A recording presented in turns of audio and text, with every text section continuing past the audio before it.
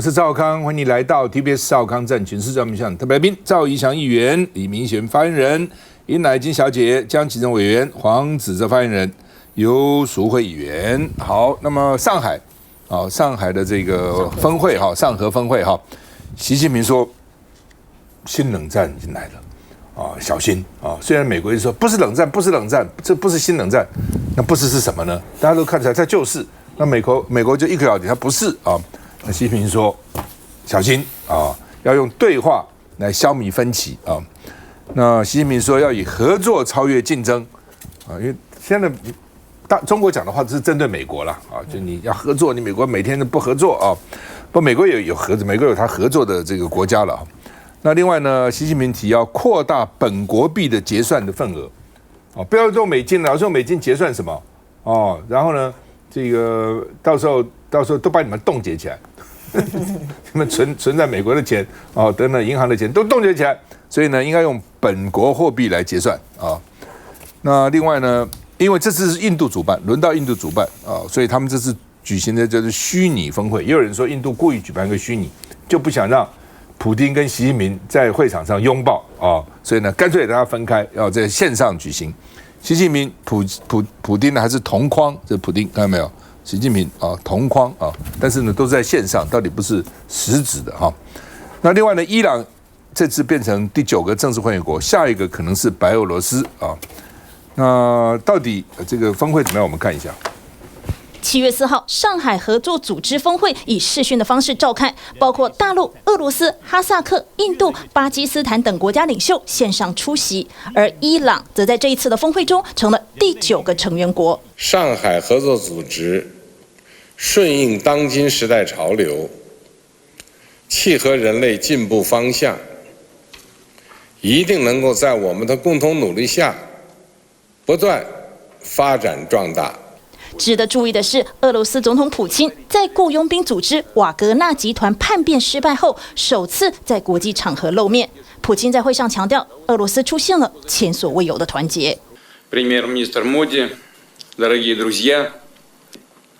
и сейчас против нас, по сути, ведется гибридная война. Хотел бы подчеркнуть, что Россия уверенно противостоит. 而习近平的一席话也给予了这个最麻吉的国际战略伙伴以及强心针。反对保护主义、单边制裁、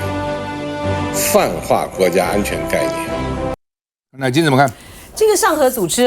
它本来就是一个呢，等于可以说非美阵营的一个集结，而且它过去这几年呢，它扩张的呢非常的快。它有一个很大的一个特色，就在于是说有好几个敌对国家呢都同时存在这个上合组织，像印度跟巴基斯坦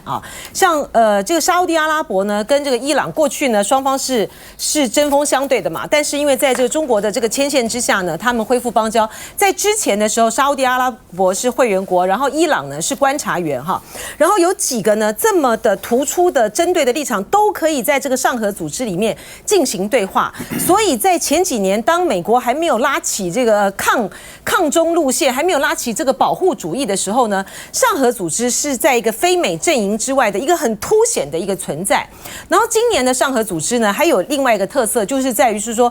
这个印度主办呢，他却搞的是视讯而不是实体的。去年乌兹别克举行的时候都是实体的那为什么他今年要搞个视讯呢？说是不是冲着这个习近平和这个普京而来，不要他们两个人在这个会上呢麻吉的又在那边握手拥抱？主要呢还是针对于印度自己的立场和自己的需要印度在这个5月的时候呢，他就已经宣布我们今年要举行这个视讯了，因为呢他的时程是已经排好的，他5月宣布，然后他6月就在上个月的时候，这个印度的总理这个莫迪呢到这个美国去，哇，这受到这个非常高规格的这个欢迎。也就是说，印度这个不结盟的国家，它在过去呢，虽然它跟这个中国呢有历史上面的这个恩怨，还有边界的冲突，可是他在有关于俄乌战争的这件事情的立场上面呢，他是站在一个中立的，甚至于是说，他趁着这个俄乌战争的机会，然后俄罗斯的这个原油天然气他大买他在这边呢受益很多，可是呢。在6月的时候，就是在这个普丁在现在情况很焦急的一个状态之下的时候，美国呢，拜登呢就跟这个印度呢结合了一个很好的一个关系，他要。过去印度的武器采购都是多数是来自于俄罗斯嘛，它转变了它的武器系统，还让你在这个印度里面呢可以生产这个美国的这个武器，然后又把这个印度呢跟美国呢拉得更近，然后呢在抗中的立场上面呢更为鲜明，所以他当然就不希望说，那我弄个上合峰会，大家如果能够实体见面的话，这个对于美国来讲恐怕是有点尴尬，而且他也不希望让外界有个印象。我今天已经跟美国站得比较近了，可是我还是可以在上合峰会里面的时候，跟习近平、跟这个普丁，还有这几个人呢，大家可以这样子平起平坐来谈。他不愿意造成这样的气氛。反正印度大家现在都想拉他了。全球化，张忠谋说前阵说全球化已死哈，他现在说呢被重新定义哈。那美国的所有的措施都是反全球化。早先的时候，美国是希望全球化的，美国就是全球化以后，美国会得利的，就没想到中国崛起。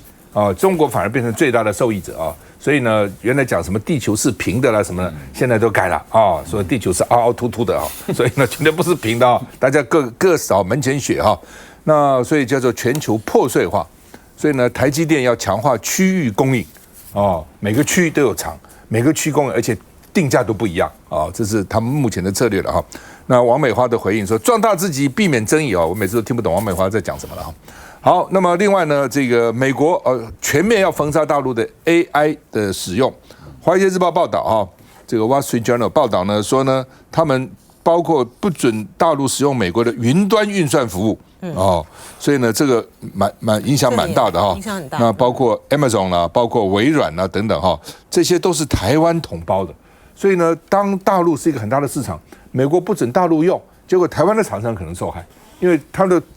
背后的供应商，台湾厂商很厉害的。台湾不是只有台积电的，台湾是一个很大的一个跟这个高科技有关的这些产业哈，那可能都受到影响哈。那因为美国、日本什么都在抵制中国，荷兰也做很重要的哈，荷兰也在抵制哈，荷兰当然受美国影响的，所以呢，中国现在说好，我的家、我的族我这种稀土呢，通通不。通通呢不准出口所以呢要管制，也不是不准要管制了，因为全世界大量的出口都是中国出去的所以这是他们的这个半导体啊等等这些高科技的原料，所以到底怎么办？那米勒他因为他做了一个书叫《晶片战争》，他说晶片战争是没有尽头的，主要因为他说中国大陆是补贴这些晶片业者，因为你补贴太厉害，其他国家就受不了，所以呢其他国家要打压你。那到底是怎么回事？来，这个启成兄。我觉得新冷战这一词，这个词当然大家意见不同但是不管怎样，你看事实其实都已经能做不能讲了，或者已经开始做没有讲而已连美国的这个传统基金会，其实他3月份就有讲，他说美中之间打响新入的冷战，而且中国是比苏联在他权力巅峰的时候更有力、更危险的对手，然后呼吁美国要动员全社会的力量来迎战中国的威胁所以其实美国民间很清楚，虽然布林肯还是强调，我无意重启新冷战，但不管怎么样，这已经有点类冷战。那的确，目前这个态势是跟旧冷战完全不同毕竟有一个全球化的背景在那边，所以这也呼应到刚才就是说。包括张忠谋所讲说，他之前讲全球化意识，现在重新定义的意思就是说，这个全球化是以国家安全为至上考量的一个全球化。那这样的全球化其实就有点选择性的全球化了，所以结盟对抗的态势越来越明显，不是只有政治结盟，连经济上也往这个方向走。所以有一些影响到他们国家竞争力的关键性的技术。科技会影响到国家安全的，我就不让你全球化，或者我就分享给自己的朋友而已，或自己的这个同盟者那至于其他的，我就跟你断绝或者我就禁止。所以这个实际上是相当明显的所以接下来就是说，我们在这样子的类冷战的过程里面，到底台湾的产业，包括半导体这些要怎么走？这恐怕不是只有说业者重新定义，国家。政府在这个定位上面，我们要怎么样重新定义我们的策略？这恐怕是非常关键的。张忠谋是这样讲的现在的所谓全球化呢，是说呢，如果不影响这个我的利益，哦，不影响我的政治，不影响我的经济，那这样的话呢，还可以出口哦，或者可以进口，否则就不行。那他说这叫全球化嘛？全球化是要打破这些藩篱的哦，大家都把关税降低，甚至拿掉了，然后互通有无，全世界变成一个生产体系，谁有比较利益就在那地方生产。现在不是这样哈。来，这个你想这样对美国真的好吗？我觉得这是趋势了。现在美国，我觉得已经笃定了，就是说，无论是这个民主党或者是共和党执政，这个中国在经济、在科技，甚至于在社会力，甚至于在这个政治上面，都是最大的一个竞争对手。所以，我觉得美国从国内而言，这已经不是分一个政治议题了。我觉得这是两党都具有高度共识的。所以，这是为什么拜登很多人本来认为他当选之后，他可能对美中贸易战，他可能对于关税都会有调降。就完全没有，反而是加深，甚至于现在又把这些对于 AI、对于高科技的一些限制再重新来拿出来，所以我觉得这个就彰显两个部分啊。第一个部分是我觉得世界所谓的像他们现在是叫 de-risking 啊，就是说 de-risking 是去风险、减少相关的风险，这已经是趋势，之后一定会继续下去了，这个已经既定的程序了。这第一个部分，第二个部分呢，我觉得美中之间其实这也是中国的一个展现他自己国力的机会嘛，对不对？像中国看到美国这样子，他说，我也有一些关键的一些金属，我就不再让你出口了，对不对？所以这个也是中国自己认为说，他现在有经济的实力去做这方面的脱钩，所以我觉得这样子的趋势，我们继续往下看，我觉得应该会越来越严重。我补充一句啊，就是说这个全球化谁搞的？是美国搞的嘛？那现在呢，逆全球化，不要全球化了，制定新的规则是谁？也是美国搞的。就是说，美国就是一个霸主，他的霸权的心态是不会变的。你所有的这种的发展，所有的这些不管全球化或逆全球化，只要对我有利，我就这样子做哈。虽然说有非常多的专家啊，然后科技界的都在讲说，美国的这样做法，你去钳制大陆的这种科技发展，对于全球人类的科技发展是不利的。那美国不在乎啊，不重要嘛，我只要对我有利就好了。全球的科技的发展关我什么事？而且呢，像他比如说他现在在这个 AI 啊晶圆的这些云端运用等等呢，紧掐这个中国的脖子，他就是因为看到过去的5G， 他们当时呢一个不注意，没想到中国在这个5G 发展的这么好，所以从打华为开始，现在呢美国政府呢拜登政府呢他们就知道，就是说我就是要打在7寸，而且绝对不能够松手。这个对于大陆来讲是非常大的挑战。但是这样最后对美国是不是一定好？我觉得也不一定啊。休息一下再回来。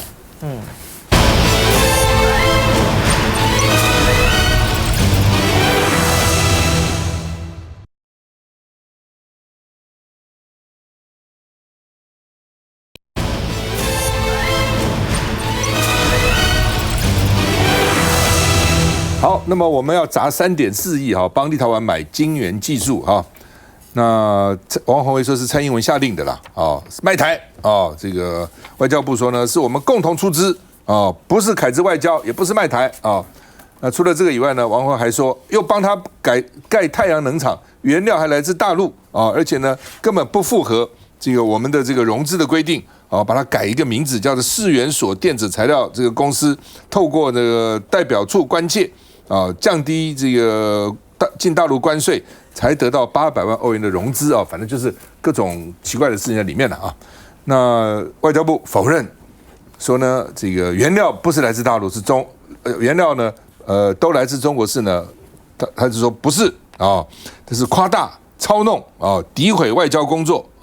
而且呢歧视在中国生产经营的台商等等等等那王宏维就回击说你说我内容不实吗？你说我引述的来源不明，你管我引述哪里的来源？内容实不实？内容到底是不是真的？你讲的内容是假的吗？内容还是真的这王宏维都反击了那所以呢骂凯资外交，总统府说这侮辱外交经贸人员的努力，人家这么努力，你说你要是凯资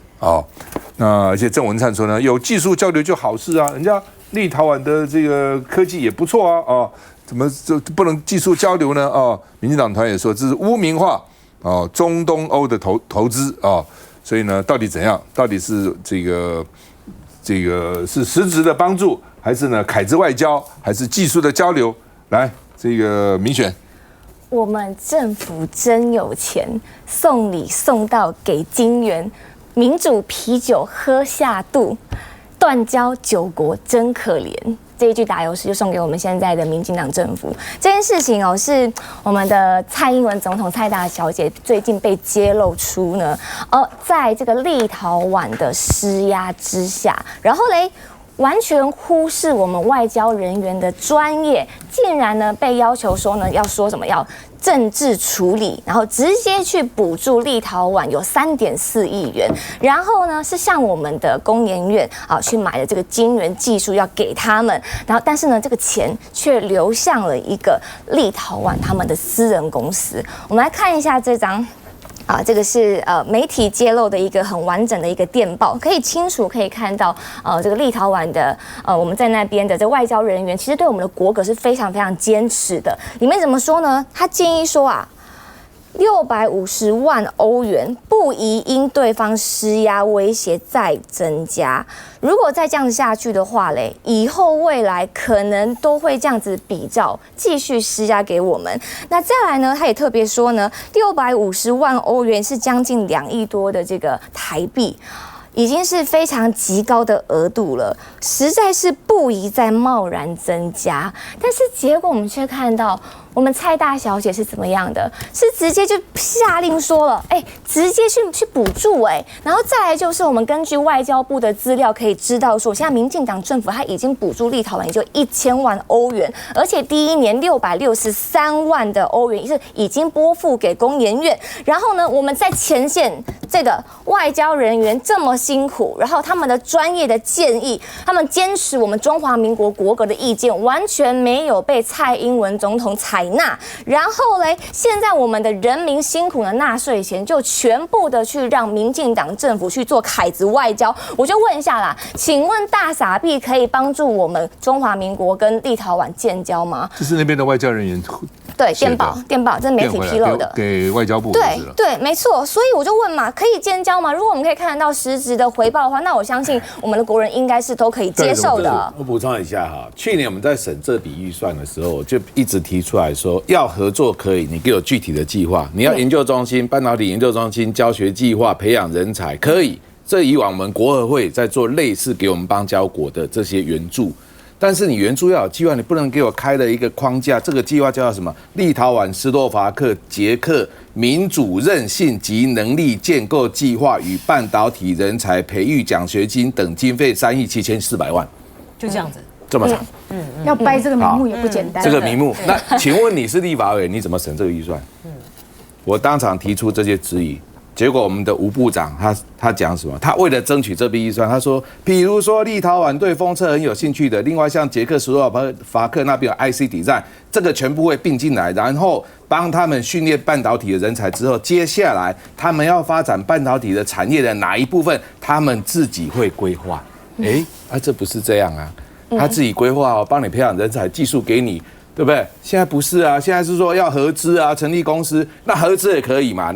那请问那钱怎么分啊？对不对？现在感觉上就是叫我们出钱，所以我们第一线外交官，我必须肯定是认真的、负责的。所以他遇到了这个谈判困境，他反应回来之后，我们的高层居然施压说，这个要政治处理了。怎么是这样子呢？所以你如果这样的话，那我们其他的邦交国、其他的我们这个跟我们友好的国家，他如果说我比照办理同等，大概现在有多少国家跟我们要晶圆啊？要技术啊？台积电你怎么办？我们的钱，我们赔了夫人又折兵，给人家钱还要给技术，最后这个产业还要跟人家竞争。所以外交部的高层，你们都在干什么啊？你金元外交、金钱外交，本来金元这个东西这么好，结果现在真的变金元，金钱援助。我们看一下。太阳能业者 UAB Solitech Sales， 800万欧元，这个是到目前为止融资金额最高的一家公司。王宏威口中这家公司申请的是国发会中东欧投资基金会融资，当初成立目的是抗中，但国民党立委爆料，这家公司明明原物料来自中国大陆，却透过立陶宛代表处向国发会官说，要求开绿灯放水。考量 Solitech 申请案的时候，降低对该公司进口中国制原物料之关切。这家公司，它就是跟中国进口原物料，这个糗了。那么，请这个我们审议委员会降低这部分的关切了。立委还指出，这名赖姓供应商大陆公司资本额高达1000万人民币，但台湾公司资本额只有800万台币，实收资本额更只有70万，怀疑根本就是为了申请融资，而量身打造目的就是为了借壳融资。融资给他，他做生意是跟中国去进口他的原物料，你这不是资中吗？刻意忽略台商受益的事实，罔顾台商生产基地遍布两岸及全球的产业结构，这种操作方式与中国共产党政府对台认知作战如出一辙。同样被质疑的还有我国砸3.4亿要帮立陶宛向工研院购买晶圆技术，但其中却是疑点重重。这钱到底有没有人上下其手？这个获利怎么会大幅高于营收？外交艰困，但台湾人民的辛苦血汗钱也要花的合法。苏慧，现在民进党的外交困境在哪里？因为他要抗中，所以他要全世界找朋友。你可以支持我吗？你可以支持我吗？哈，然后抱着钱到处去说拜托来支持我，拜托来支持我。请问一下，你这个就是准备让人家来敲诈嘛？你抱一堆钱，讲你要跟我做朋友不？你要跟我做朋友不？这样能找到真心真意的朋友的几率有多大？然后为了不忍中国大陆，全世界变成我们通通要忍。立陶宛跟我们要东西要给。我们之前大家记不记得帮瓜地马拉付他们的公关费？瓜地马拉请了一个公关公司在美国做游说的工作，结果钱是台湾来买单。美国 AIT 要在台湾扩建也要给，日本排放核废水也要忍，就是我们忍了全世界。就是为了要抗中，那大家有没有算一算，说这个到底合不合理？我当然知道外交工作要花钱，而且有一些钱是可能是不可说的秘密。但问题是，起码有2个条件我们要把持住：第一个要给的合理，第二个不能给到私人嘛。那今天跟立陶宛里面，立陶宛是指定一家私人公司跟我们接触，说补助给这个私人公司。请问一下，那未来立陶宛如果把那个牌子摘下来说，你又不是给我政府，你是去帮这个私人公司啊？请问一下，我们这笔账要找谁呢？过去我们的金援外交就曾经听说，我们补助了这些国家邦交国以后，可能被他们的执政者自己不知道搞到哪里去了我们也不敢去追，为什么？因为我们要朋友，我们为了要这一些所谓的朋友来呼吁我们，来支应我们一起抗中，我们就变成要卑躬屈膝，什么都要忍。我真的觉得这样的外交政策非常的荒谬。是这样。首先，我要帮这个外交人员鼓掌拍手，因为从黄宏威立委他揭露了刚刚那个电报，事实上外交人员是反对的呢。他说，就以对方所提650万欧元为限，不宜因对方施压而再加码。鼓掌，这让我想起什么？昭哥，你还记得吗？我跟淑慧还被告苏家全立法院前还有他弟弟那个侄子就印尼，对，当时也是被揭露有一封电报也是外交人员写回来的他指控什么？说我们的国营事业被操控了，被一些中间人操控，然后以谋私利。那我们拿这个电报去开记者会，坦白讲有所本结果呢，竟然还被告，到现在还在对，还好我们刑事是不起诉处分，但民事坦白讲有点可惜我一审是败诉，但是现在还在我们有上诉了，但我们有信心了。但我要讲的就是说，台湾的外交处境本来就艰困，大家都知道，可是不能因为艰困而搞这个谋私利甚至以私害公这些事情。我要讲就是说，你对外援助或双方的这无邦交国的双方的经济合作都同意都支持，重点是你为台湾的国家利益带来什么嘛？我就说好了，你这样补助立陶宛晶圆技术给他们等等换得台湾什么？是要跟立陶宛建交吗？还是有换到什么实质的利益？所以这才是根本嘛。所以当然我要讲这个外交人员我觉得还是本于良心啦。这个我因为这个也是揭露出来，我觉得这个很有勇气，而且他不应该被惩罚，应该被鼓励。这种换掉。对，我就这个是吹哨者，我觉得我们要保护他。没有几个人在那里，所以他外交部一查就知道是谁了，怎么会不知道是谁呢？对不对？他搞不好平常已经讲过很多次，说不要，对不对？可以向我们爆料，如果他被施压。休息一下再回来。